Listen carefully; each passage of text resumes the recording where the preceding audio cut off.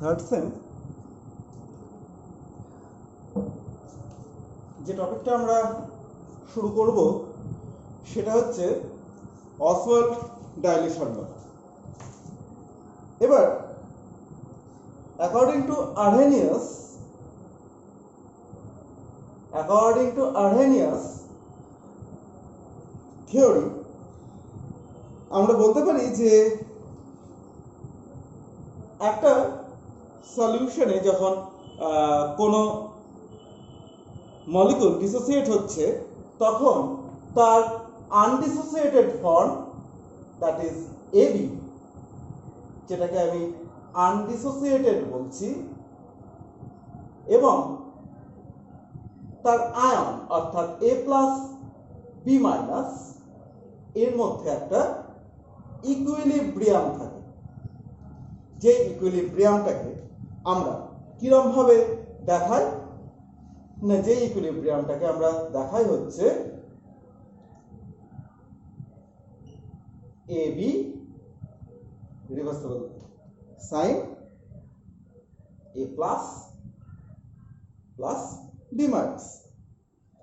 এবার ধরে নাও যে এর ইনিশিয়াল কনসেন্ট্রেশন সি, তাহলে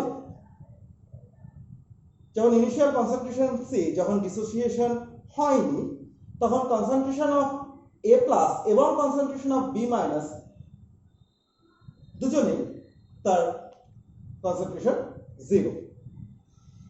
এবার কনসেন্ট্রেশন অ্যাট ইকুইলিব্রিয়াম কি হবে? আমি যদি ধরে নিই যে আলফা হচ্ছে তার ডিগ্রি অফ ডিসোসিয়েশন, তাহলে আমি বলতে পারি যে number of A ions which will be dissociated, concentration of A ions হবে এ প্লাস আয়নস হবে সি আলফা, এবং concentration of B minus ion সেটাও হবে সি আলফা। আর concentration of A B ions which remains undissociated বা যেটা অবিয়োজিত অবস্থায় থাকবে সেটা সি ছিল, তার মধ্যে কতগুলি ডিসোসিয়েট হলো? সি আলফা, তাহলে আনডিসোসিয়েটেড অবস্থায় থাকলো সি মাইনাস সি আলফা, যেখানে আলফা হচ্ছে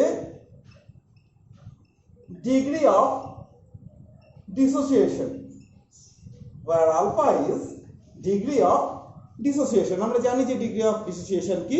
ডিগ্রি অফ ডিসোসিয়েশন হচ্ছে number of molecules dissociated by total number of molecules.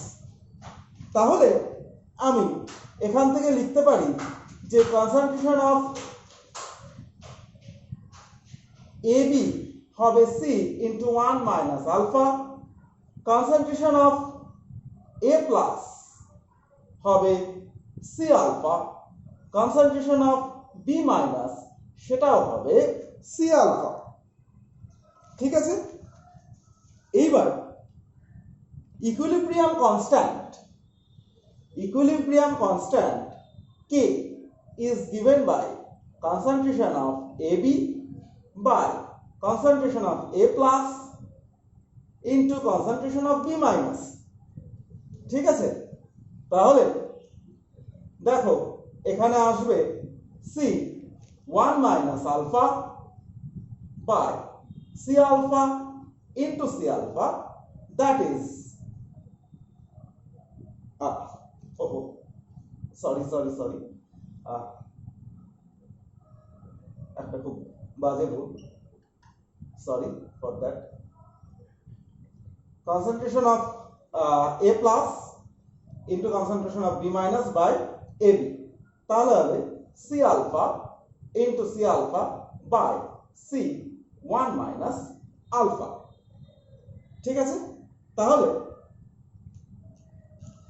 যে ইকুয়েশনটা আমার আসছে সেটা হচ্ছে C alpha square by 1 minus alpha, C alpha square by 1 minus alpha, that is C alpha square by 1 minus alpha। এবার এই ইকুয়েশনটা তোমরা already করে এসছো ক্লাস 11-এ, জাস্ট একটা রিভিশন হচ্ছে আর কি। Since alpha is much much less than 1, তাহলে আমরা এই ইকুয়েশনটাকে লিখতে পারি k is equal to c alpha square, ঠিক আছে। therefore alpha is equal to root over k by c। এবার now k is constant for any equation at a definite temperature, তাহলে আমরা এখান থেকে বলতে পারি যে alpha varies as 1 by root c, ঠিক আছে। তাহলে as c decreases,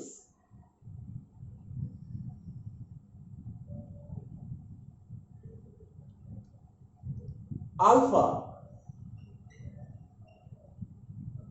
increases, as c decreases alpha increases। তাহলে আলফা যত ইনক্রিজ করবে that is number of ions, আয়নের সংখ্যা তত বাড়বে, নাম্বার অফ আয়নস ইনক্রিজেস, আর নাম্বার অফ আয়নস এর সংখ্যা যত ইনক্রিজ করবে that is conductance for weak electrolyte, conductance increases, ঠিক আছে। তাহলে একটা উইক ইলেকট্রোলাইটের যে কন্ডাক্টেন্স ইনক্রিজ করে সেটা ইনক্রিজ করে কনসেন্ট্রেশন কমানোর জন্য, সেটা কিন্তু প্রাইমারিলি এবং মেজরলি আলফা ইনক্রিজ করছে বলা হয়, এবং যেটাকে ডিটারমিন করছে বা বলছে কোথা থেকে আমরা পাচ্ছি সেটা যে আলফা ইনক্রিজ করবে কনসেন্ট্রেশন ডিক্রিজ করলে, সেটা যে ইকুয়েশনটা থেকে পাচ্ছি সেটাকেই আমরা বলছি অসওয়াল্ড ডাইলিউশন ইকুয়েশন বা অসওয়াল্ড ডাইলিউশন ল। এবার নেক্সট হচ্ছে এখান থেকে আমরা বলতে পারি যে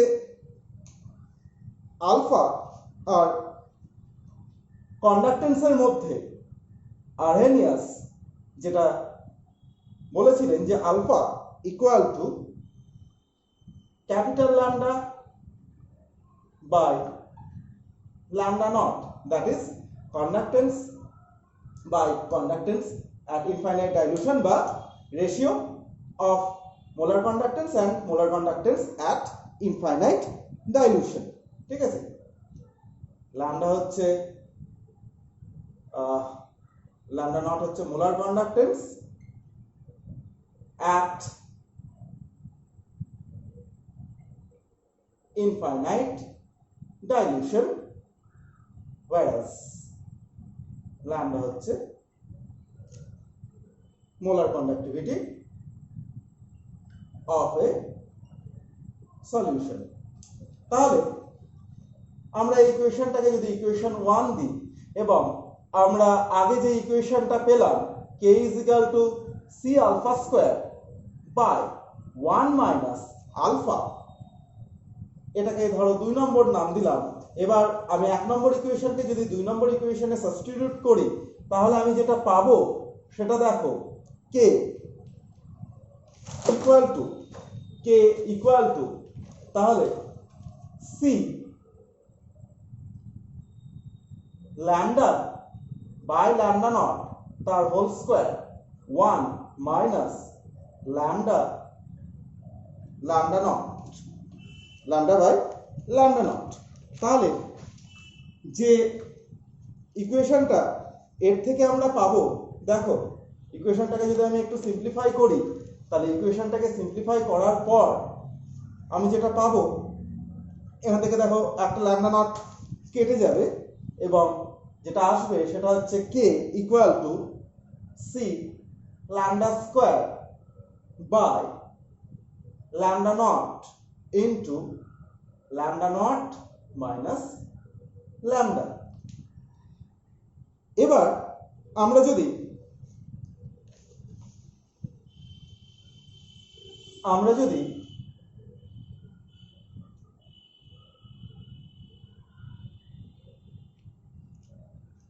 ইকুয়েশনটাকে এরকম ভাবে লিখি lambda square equal to lambda naught lambda naught minus lambda k into 1 by c। তাহলে দেখো আমি যদি এটাকে y ধরি, x কে যদি আমি x মানে 1 by c কে যদি x ধরি আর k কে যদি m ধরি, তাহলে আমরা 1 by c x অ্যাক্সিসে এবং lambda square by lambda naught into lambda naught minus lambda যদি y অ্যাক্সিসে আমি যদি প্লট করি, then we will get a straight line। কারণ এই যে ইকুয়েশনটা y equal to mx যেটা দেখালাম, সেটা হচ্ছে একটা স্ট্রেট লাইনের equation passing through the origin. তাহলে আমরা একটা স্ট্রেট লাইন পাবো which passes through the origin এবং যার slope will be equal to k। তাহলে আমরা কন্ডাক্টেন্স মেজার করে, কোন ইলেকট্রোলাইটের কন্ডাক্টেন্স মেজার করে তার ইকুইলিব্রিয়াম কনস্ট্যান্টটা বার করতে পারি। ঠিক আছে, এটা হচ্ছে অসওয়াল্ড ডাইলিউশন লয়ের একটা প্র্যাকটিক্যাল ইউটিলিটি বলতে পারি। ঠিক আছে।